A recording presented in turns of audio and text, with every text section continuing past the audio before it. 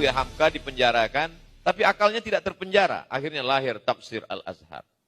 Siapa saja yang ingin memenjarakan akal, sesungguhnya dia sudah membebaskan akal. Kenapa? Karena justru dengan fisik terpenjara itulah akal semakin melanglang buana.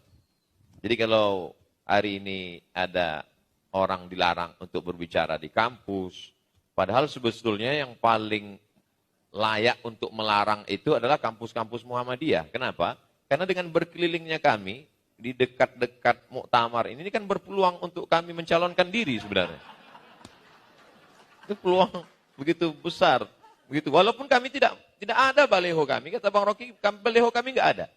Tapi di hati mak-mak garis keras itu kami ada. Nah, oleh sebab itu bahwa dengan berdemokrasi sesungguhnya kita sedang dibebaskan untuk berpikir. Bertarung itu pertarungan argumentasi, pertarungan kata yang keluar dari pikiran. Maka dalam satu ungkapan dikatakan innal kalama la fil fuadi. Kata itu sebenarnya letaknya di dalam hati dan pikiran. Wa inna ma ju'ilal lisan, diciptakan lidah untuk mewakili apa yang ada dalam pikiran. Jadi kalau lidah tidak boleh berkata, tulisan juga tidak boleh, orang tidak berbicara, kita sudah mundur beratus tahun. 500 tahun Renaissance, masa pembebasan akal pikiran, orang sudah maju, kita masih memenjarakan itu. Dan kalau kita perhatikan, kemana arah demokrasi kita?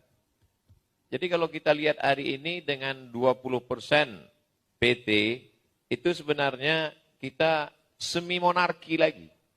Siapa yang bisa terjun ke sana? Tentu saja orang yang punya modal besar, yang punya partai besar, yang lolos 20%, yang punya serangan pajar isi amplop kain sarung dan sesuai dengan kebutuhan.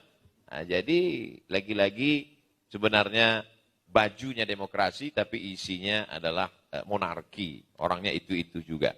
Jadi kalau kita katakan identitas Islam adalah akal. Ketika Allah Subhanahu wa taala bertanya dalam Al-Qur'an dalam banyak pertanyaan, "Afala ta'qilun?" Kenapa kamu tidak gunakan akal? "Afala tatafakkarun?" Kenapa kamu tidak berpikir? "Afala tatadzakkarun?" Kenapa kamu tidak ingat?